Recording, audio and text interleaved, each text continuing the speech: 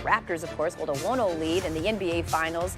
Game 2 tonight in T-Dot. And while we won't see Kevin Durant, who was ruled out Friday, we will see a banged-up Andre Iguodala, who, despite not being on the injury report yesterday, is nursing a calf strain of his own, something that apparently does not worry any of his teammates.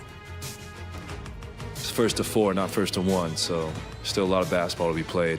I mean, they got rings. They got rings, and they can be confident.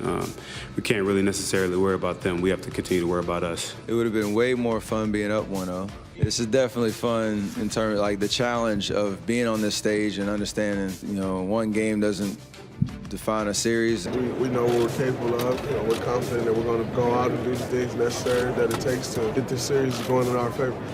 Coming in, I wanted to be able to, get them to this point, and I feel like I just, did something special for them. Just being able to be the first team to get to the NBA Finals for Toronto.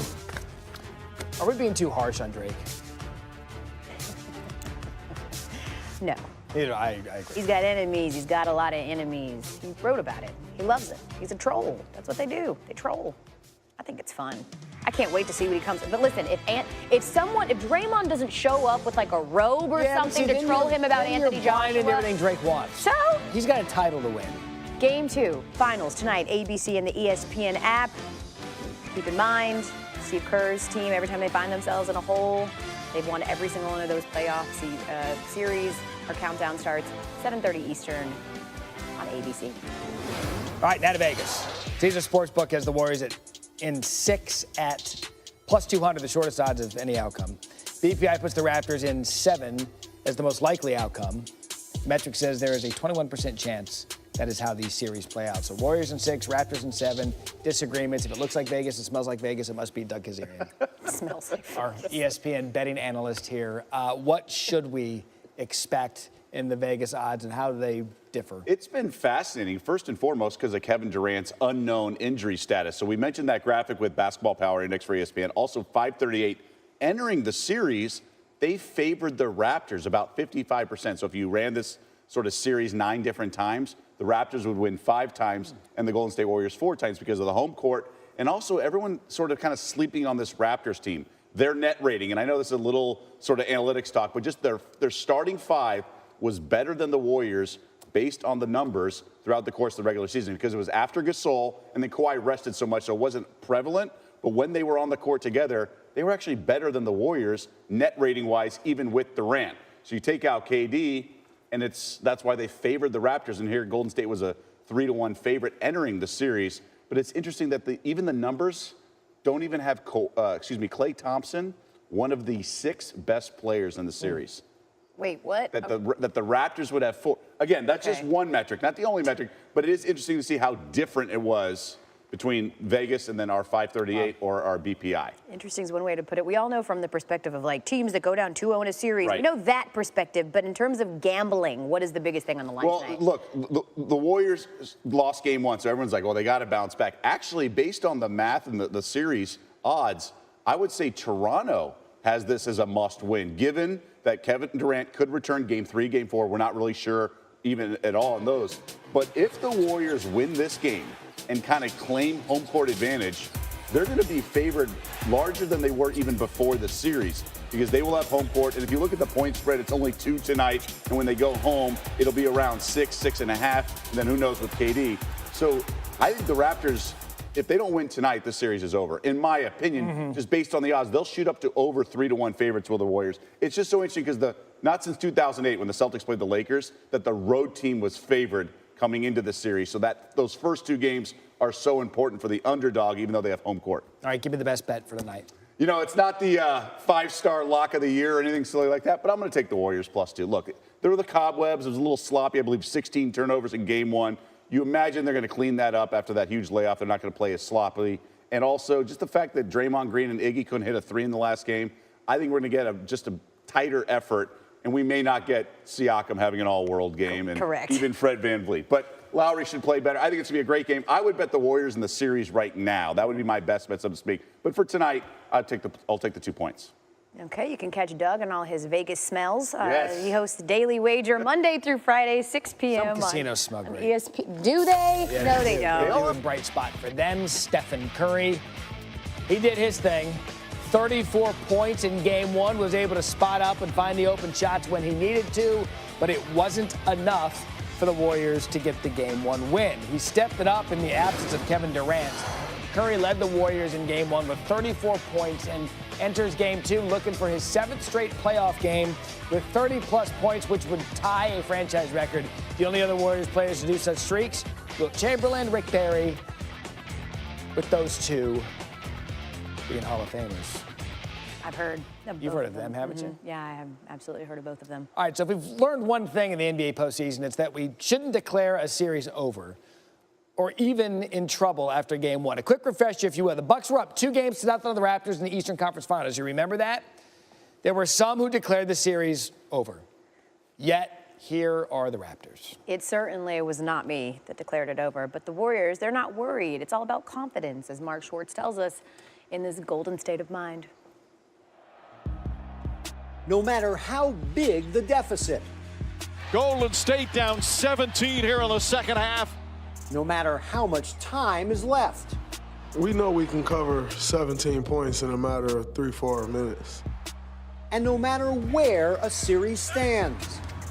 3 games to 2 lead for Houston on the Golden State Warriors. The Warriors always expect to win. I mean, they got rings. They got rings and they can be confident. And it starts with our leader in Steph Curry, who's probably, you just see it in his game, his ability to pull up from 35 feet anywhere on the floor. Draymond as well, who plays with great passion and confidence. I can look to my right, my left, and see those two guys, and know they believe we can win whatever game, that we're gonna have that edge, and if I throw him the ball and he's gonna shoot it, I know he believes it's going in. That confidence is contagious. If these guys were having a confidence contest, it would probably go triple overtime. If you don't have the mindset that you're the best ever, you failed already. And that's been my mindset since I can remember. That will be my mindset as long as I can remember anything, that I am the best ever at what I do. When the best guys on your team do that, it trickles down, and you need that. Confidence is as lethal a weapon for this group as its unparalleled brilliance from way beyond the arc. You could see it on full display after losing game one, something these Warriors had never done in the finals. Yet, there was not even a shadow of doubt in the Golden State locker room. You can't go out there and doubt yourself, especially on this stage, especially when you have a proven track record of winning and great team chemistry and all that. So we're never going to doubt ourselves. The real confidence is when you've been through everything, you've seen everything, you've won, you've lost, you've experienced every high, every low. Then you know what this is about.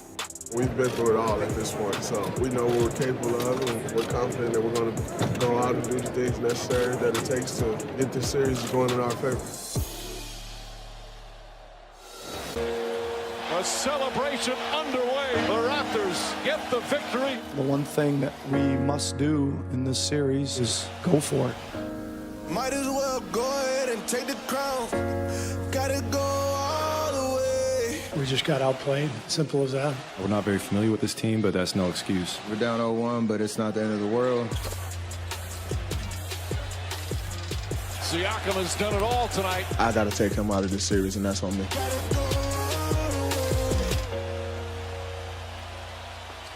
During the post-game pressers following their game one loss, the Warriors emphasized needing to improve on transition defense. Why would they harp on that? Well, the Raptors shot 12 for 15 when running, which led to 26 points for the Raptors, which was the most allowed by a Warriors in a playoff game since Game 6 of the 2018 Conference Finals against the Rockets. And the Raptors took advantage whenever the Warriors missed from three. That's been an issue this year with teams taking advantage of missed threes, getting out in transition on 20% of defensive rebounds.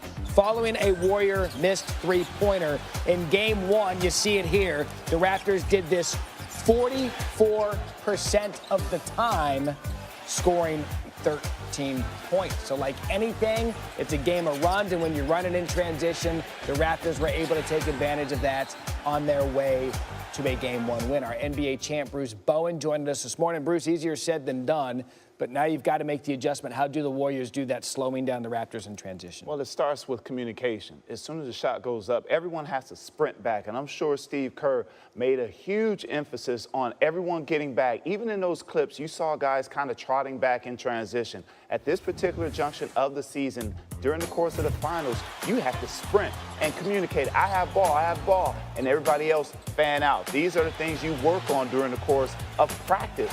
And we know that Golden State had a lot of time to practice, but even in that time of practicing, you have to pay attention to detail, locate shooters, and stop the ball is an important issue. If that's like the macro for the Warriors, what they need to do as a team, I want you to kind of zero in on one person on the Warriors that you think needs to be a defensive star tonight. Well, I think it's Draymond Green because he's been that star for them all season long. And he looks forward to the challenge of matching up against a kid who had a fantastic game in Siakam the last time they played. I felt like Draymond didn't necessarily respect him the way that I've seen him respect others. And I think you'll see a different Draymond tonight as compared to the last game out.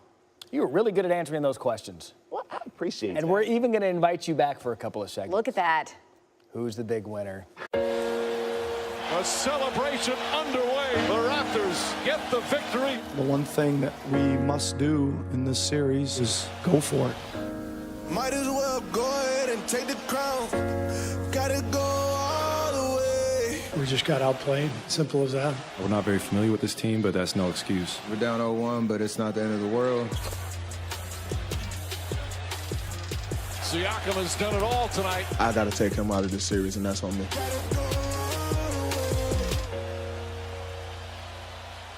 Game 2, Sunday night, 8 Eastern, ABC. Warriors try to even the series.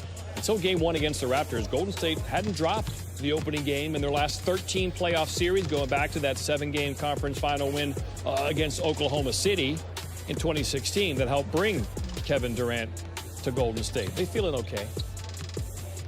It would have been way more fun being up 1-0, but this is definitely fun in terms of like the challenge of being on this stage and understanding no matter what the experience is, we're playing in the NBA Finals and we're chasing the championship, and everything that comes with it is what, you know, wakes us up in the morning and puts a smile on our face. You know, we've been through it all at this point, so, you know, we know what we're capable of, and, you know, we're confident that we're going to go out and do the things necessary that it takes to, you know, get this series going in our favor. You can't go out there and doubt yourself, especially on this stage, especially when you have a proven track record of winning and great team chemistry and all that. It's 1st to 4, not 1st to 1, so still a lot of basketball to be played.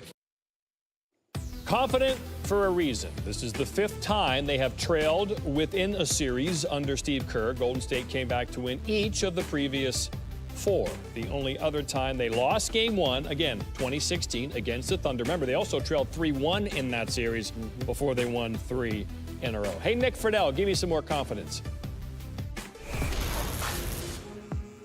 The biggest thing that has stood out over the last couple days from the Warriors is their confidence. They believe in themselves, a feeling that has been built up after all the highs and lows they've experienced together in the last 5 years.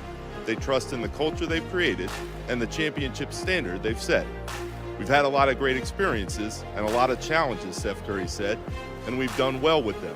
So hopefully, this is more of the same. Raptors' first win in finals history. All of Toronto crazy. Drake losing his mind, and Kawhi Leonard looks like a guy whose heart rate might be all of 60. Championship intensity everywhere, and he sweats calm. The key to being in control is to actually, stay in control. The desire to win without a lot of wasted energy. Leonard on his emotions in this ultimate series. It's more paid attention to when I do something good, the camera to go to me or see what I'm doing at the exact moment. But, when I watch games from past, from, Kobe or Shaq or Mike, they always didn't just go nuts. You know what I mean? They made big shots and sometimes just pump their fists and walk back to the bench. So, for me, it's just the way I play. I don't know. I mean, until we win the game or it's all done, then, I'll show some emotion, but I want to stay even keeled while I'm going through it. Kawhi Leonard's postseason right up there with some of the best in recent history. has a player efficiency rating of 29.7, best of anyone this postseason with 600 minutes. In fact, only 2 players in the last 20 postseasons have even put up a rating as high as Leonard's this season. LeBron, okay, so that's unfair because he's done it 5 times. Shaq did it as well back in 2000.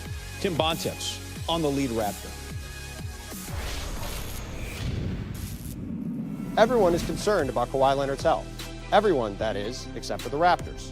I don't think the leg trouble is much of an issue, Raptors coach Nick Nurse said, and I expect him to play a lot better tomorrow. Leonard once again seemed to limp at times during Game 1, and he didn't have the same kind of massive performance he's had so many times during these playoffs. I come into the game just trying to win, Leonard said. He and the Raptors hope to get another in Game 2.